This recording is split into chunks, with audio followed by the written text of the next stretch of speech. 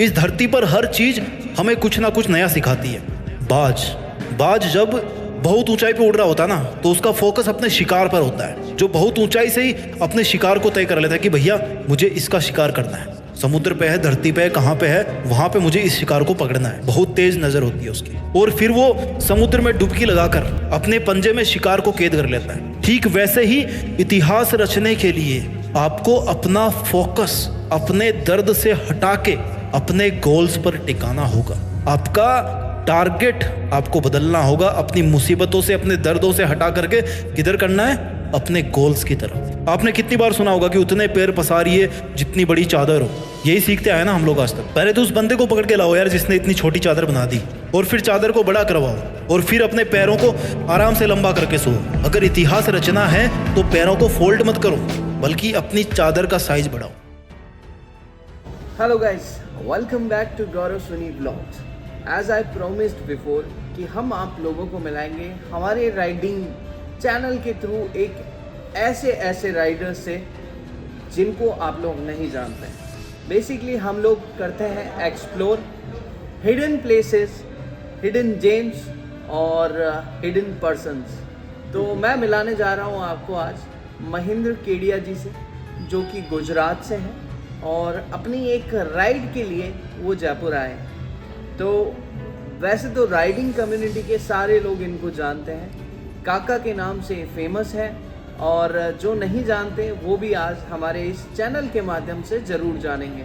तो हमारी कोशिश हमेशा यही रहती है कि आपको अच्छी से अच्छी गाइडेंस दें और अच्छे से अच्छे राइडर्स से हम लोग मिलवाएं। कट कर दो।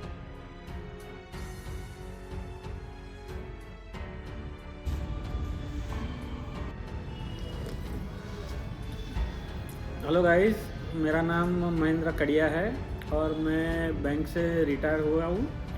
और आफ्टर रिटायरमेंट के बाद मैंने राइडिंग का पैशन चूज़ किया है कि निवृत्ति के बाद प्रवृत्ति यानी पैशन क्या होना चाहिए।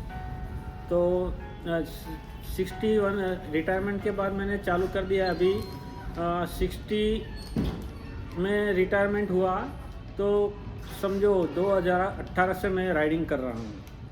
और आज तक इन शॉर्ट में मैं बता दूँ कि राइडिंग कितना किलोमीटर किया है, तो करीबन 1,43,000 किलोमीटर मैंने राइड कर दिया है। दूसरी बात ये है कि राइडिंग पैशन अपने आदमी को ज़िंदा रखता है, ठीक है। और मैं सबसे निवेदन करता हूँ कि राइडिंग पैशन या कुछ ना कुछ पैशन जीवन में रखना चाहिए। तो गाइज ये थे हमारे काका, और आज हमारे ब्लॉग में एक पॉडकास्ट में आज आए हैं और हमारा बड़ा सौभाग्य है कि हमारे साथ बैठे हैं। तो चलो शुरू करते हैं आज के ब्लॉग को। तो काका मुझे बताइए, अभी जैसा मैं जानता हूँ आपको, इतने सालों से आप राइड कर रहे हो, बहुत सारे राइडिंग पार्टनर्स आपके रहे हैं, बहुत सारे राइडिंग ग्रुप्स आपके रहे हैं। तो ये जनरली राइडर्स के ना सवाल होते हैं कि मैं ग्रुप के साथ राइड करूं या मैं सोलो राइड करूं। तो आपकी प्रेफरेंस क्या होती है? सोलो राइड करना ज़्यादा अच्छा लगता है आपको या ग्रुप के साथ में राइड करना अच्छा लगता है? देखो, शुरुआत में मैंने स्टार्ट किया था ग्रुप में। जो मेरी पहली राइड थी लेह लद्दाख की, तो ग्रुप में करीबन 7-8 बंदे होते, तो ग्रुप में थोड़ा टाइम कंज्यूमिंग रहता है। और दूसरी बात रही, कम ग्रुप होगा, 4-5 आदमियों का ग्रुप होगा, तो टाइम कंज्यूमिंग कम होता है और एंजॉय करने का ज़्यादा मिलता है। सोलो राइड में क्या होता है कि अब we are all and soul, decision making से लेकर क्या करना है, कहाँ रुकना है, क्या करना है, वो सोलो राइड खुद डिसाइड करता है। जबकि ग्रुप में क्या है कि अपने को ग्रुप एडमिन होता है और उसको फॉलो करना पड़ता है। तो ग्रुप एडमिन सब राइडर्स का रिस्क लेके वो अपने को इंस्ट्रक्शन देता है। तो क्या है कि ग्रुप में जाओ तो ग्रुप एडमिन का फॉलो करना चाहिए, और सोलो जिसको पसंद है तो वो सोलो कर सकता है। सोलो में क्या है कि अपने डेस्टिनेशन अच्छा लगे तो 3-4 घंटे या 2 घंटे अपने हिसाब से वो कर सकता है सारी चीज़ों को अकोमोडेट।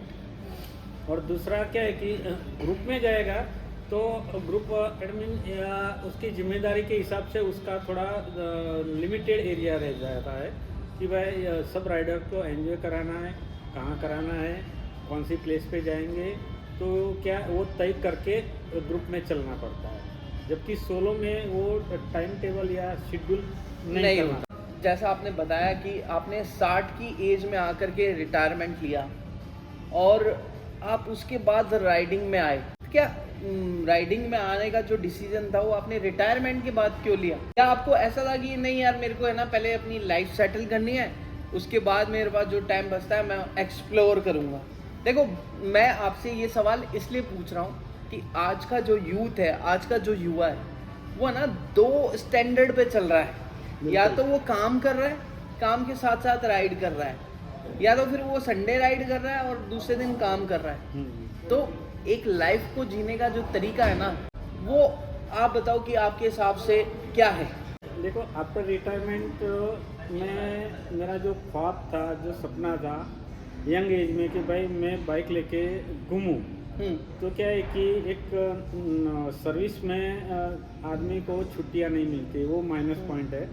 तो बाद में मैंने सोचा चलो अपने हेल्थ फिट करेंगे, हेल्थ अच्छी रहेंगे तो आफ्टर रिटायरमेंट भी अपन एंजॉय कर सकते हैं। दूसरा कि जो सर्विस पर्सन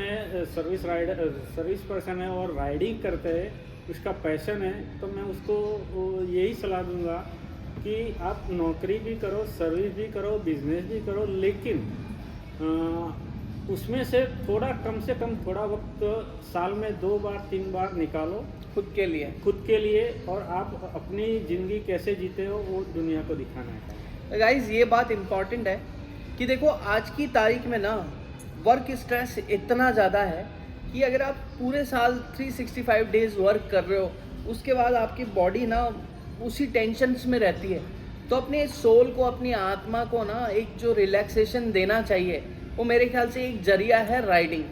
जिस दिन हम लोग राइड पे होते ना, उस टाइम हमें लगता है कि हम अपनी लाइफ को जी रहे हैं। तो ये मेरे साथ भी है, हालांकि मैं काका जितनी उम्र का अभी नहीं हूँ, बट लाइफ का एक्सपीरियंस तो मेरे को इन लोगों के साथ रह के मिल ही रहा है। तो काका, मुझे ये बताइए कि आपने इतनी जो राइड करी है उसमें आपकी सबसे पसंदीदा राइड कौन सी है? ये मेरी सबसे पसंदीदा का राइड ये 75 डेज का जो अमृत महोत्सव था, उसमें मेरे को बहुत सारे एक्सपीरियंस हुए, बहुत सारे ब्रदरहुड मिले राइडिंग कम्युनिटी का, क्योंकि उसमें ऑल ओवर इंडिया से आए थे, Nagaland, Mizoram, all over 33 state और यूनियन टेरिटरी से आए थे। सब राइडर लोगों का एक्सपीरियंस, उसका नेचर वाइज, तो वो एक आइकॉनिक राइड था। तो उसमें मैं बहुत सीखा और बहुत एक्सपीरियंस हुआ और बहुत मुझे अच्छा लगा कि देखो ये पूरे अपने भारत में राइडिंग कम्युनिटी है और वो लोगों ने मुझे इतना सम्मान दिया, इतना प्यार दिया कि मैं भुला नहीं सकता। ये फर्स्ट टाइम इवेंट था ऐसा। तो जिन लोगों को नहीं पता अमृत महोत्सव क्या था, मैं बता देता हूँ आप लोगों को। अमृत महोत्सव भारत सरकार द्वारा एक राइड कराई गई थी और उस राइड के तहत पूरे देश से, विभिन्न प्रांतों से 75 राइडर्स चुने गए थे और वो 75 राइडर्स 75,000 किलोमीटर की राइड 75 दिन के लिए किए थे, जिसको स्पॉन्सर्ड भी गवर्नमेंट ने किया था, जिसको सपोर्ट भी गवर्नमेंट ने दिया था। और उसी राइड के थ्रू बहुत सारे राइडर्स ऐसे मिले हैं जिनसे मैं बहुत पर्सनली टच में आया हूँ। तो एक चीज़ समझिएगा, ये जो 75 राइडर्स थे ना, ये देश के अलग अलग प्रांतों से थे और उनमें ऐसे लोग भी थे जिनका कम्युनिकेशन स्किल, जिनकी भाषा एक दूसरे से सिमिलर नहीं थी। बहुत सारे राइडर्स ऐसे थे जो हिंदी नहीं समझते, बहुत सारे राइडर्स ऐसे थे जो इंग्लिश नहीं समझते थे। तो काका, आपको भी उसमें थोड़ा तो मुश्किल हुआ होगा लोगों से कम्युनिकेट करने में? हाँ, बेसिकली केरला और साउथ में थोड़ा इंग्लिश का प्रभाव ज़्यादा था, लेकिन वो भी हिंदी बोलने लग गए थे। सब अपने नॉर्थ ईस्ट 7 सिस्टर वाले सब में नागालैंड, मिज़ोरम सबसे आए थे, वो भी करीबन करीबन मिक्सिंग नेचर वाले थे, वो भी हिंदी बोल रहे थे, लेकिन कम्युनिकेशन गैप थोड़ा रहता था। अंडरस्टैंडिंग तो बाद में अपने भी इंग्लिश भी बोलना पड़ता था। बिल्कुल। और एक ब्रदरहुड इतना क्रिएट करना पड़ता है कि भाई आपकी लैंग्वेज है, कन्नड़ है, केरला जो भी है, तो वो भी सीखना मिलता है, और अपना भी हिंदी, गुजराती, ये सब सीखना मिलता है। बिल्कुल। तो जैसे कहते हैं ना कि एक संगीत माध्यम होता है लोगों को जोड़ने का, ऐसे ही अब मुझे लगता है कि राइडिंग भी एक माध्यम है माध्यम लोगों को दिल से कनेक्ट करने के लिए। ऐसा होता है कि जब आप बाइक पे होते हैं ना, तो आपने जैसे क्या होता है, राइडिंग के बहुत सारे साइंस होते हैं। जैसे हम राइड कर रहे हैं, कोई बंदा मिला, ए हे बड़ी, वो भी आपको हे बड़ी बोलेगा, तो आपको ना एक अटैचमेंट हो जाता है उससे। थम्स अप कर दिया, आपने देखा होगा बहुत सारे राइडर्स आते हैं थम्स अप कर देते हैं, इसका मतलब होता है बेस्ट ऑफ लक, फिर मिलेंगे। छोटे छोटे लड़के वो मिलते हैं, स्कूल के बच्चे मिलते हैं। तो क्या है कि जब मैं अकेला राइड करता हूँ तो छोटे बच्चे, गांव, विलेजर्स की लैंग्वेज, अपना भी लैंग्वेज थोड़ा, तो क्या है कि सोलो राइडर में एक प्लस पॉइंट ऐसा है कि आप गांव का विलेज भी एंजॉय कर सकते हैं, उसका रीत रिवाज, क्या शादी में क्या माहौल है, पूजा में क्या माहौल है, वो सब कल्चर एक्टिविटी है में वो खुद अपन सीख सकते हैं। बिल्कुल। इंफॉर्मेशन और अपना नॉलेज बढ़ता है। क्या संदेश आप हमारी ऑडियंस को देना चाहेंगे as a rider, as a independent solo rider, या जो भी आपको अच्छा लगता हो, एक मैसेज हमारे ऑडियंस के लिए? मैं ऑडियंस और राइडर्स कम्युनिटी को एक संदेश देना चाहता हूँ कि आप जब भी राइड करो तो save the nature, save the river, और पूरा नेचर का ख्याल रखो। और दूसरी बात, कहीं भी एनवायरनमेंट के बारे में छेड़छाड़ी नहीं करने का, एनवायरनमेंट अपना बरकरार रखो तो अपन फ्रेश ऑक्सीजन और फ्रेश लाइफ जी सकेंगे राइडिंग ड्यूरिंग द राइड। दूसरी बात, प्लास्टिक या कूड़ा कचरा कहीं भी मत डाला करो। सपोज अपने जो सैडल बैग है उसमें एक पाउच ऐसा एम्प्टी रखो कि जो भी खाया प्लास्टिक का कूड़ा कचरा वहाँ डाल देने का, आगे नेक्स्ट विलेज या नेक्स्ट स्टॉप आता है वहाँ कूड़ेदाने में फेंक दो। तो क्या है कि एक एनवायरनमेंट भी भाई ख्याल रखना चाहिए। सब राइडर्स को एक विनती है कि save the nature and save the environment. ये लाइकली नहीं लेने का। देखो, एक राइडर करेगा तो दूसरा करेगा, तीसरा करेगा, तो अच्छा है कि अपना देखो इमेज है, राइडर लोगों को बोलते कि ये बोतल चालू में फेंक दिया, ये चालू में फेंक दिया। Exactly. ऐसा नहीं करने का, तो रखो, संभाल के रखो, आगे आएगा डस्टबिन वहाँ डालो, ठीक है ना? बिल्कुल बिल्कुल काका। तो जाते जाते मैं क्योंकि ब्लॉग हमें लंबा भी नहीं करना, हम चाहते हैं कि इंटरेस्टिंग भी हो, ये नॉलेजेबल भी हो, तो जाते जाते मैं काका से एक छोटा सा क्वेश्चन, जो हमारे हार्डकोर राइडर्स हैं, जो अपकमिंग राइडर्स हैं, काका एक छोटा सा मैसेज जो आप हमारी राइडिंग कम्युनिटी को देना चाहते हैं। राइडिंग कम्युनिटी में आप जब भी राइड करते हो, to the point, to the traffic rules follow करने का, अपने साथ सब डॉक्यूमेंट्स हो सब लेके घूमने का, और नोटरियस जैसा कुछ भी हरकत नहीं करने का। अपने राइडर है तो राइडर की इमेज बरकरार रखनी चाहिए। एग्जैक्टली। ठीक है, तो क्या है कि एक राइडिंग कम्युनिटी में अपना एक प्रभुत्व पड़ेगा कि भाई नहीं, ये राइडर है, ये अच्छा काम करता है, और अपने को कहीं भी जाएगा दुनिया, अरे इंडिया के कोने में, तो अपने को रिस्पेक्ट मिलेगा। बिल्कुल।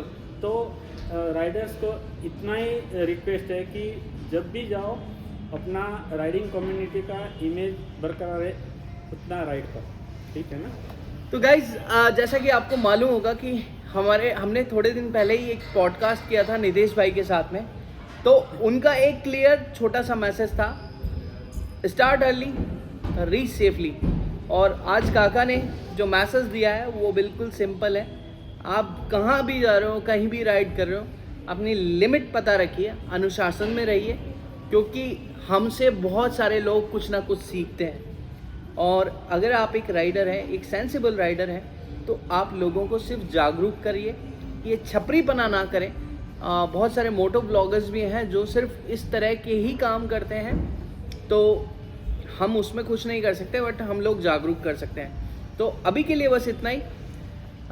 फिर मिलेंगे आप लोगों से चलते चलते कुछ नए इंटरेस्टिंग फैक्ट्स के साथ में, कुछ नए राइडर्स के साथ में। ये थे हमारे महेंद्र केडिया जी, और हम इन्हें कहते हैं बेस्ट ऑफ लक। फिर मिलेंगे चलते चलते। Thank you very much. अरे यार मजा आ गया मिल के।